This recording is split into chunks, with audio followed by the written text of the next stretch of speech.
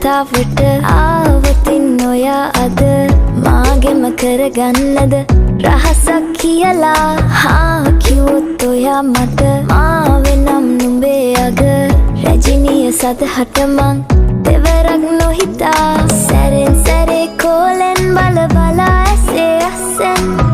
බොරුවට එපා වගේ හිඳින්න එපා රවන්න එපා ටිකෙන් ටිකේ ආලෙන් පුරවලා හිතේ හිස්තැන් නුඹ මට හිතක් වටින කෙනා නිසා චුට්ටක් කතාවට ආවොතින් ඔයා අද මාගෙම කරගන්නද රහසක් කියලා කිව්වොත් ඔයා මට මාවෙනම් නුඹේ අග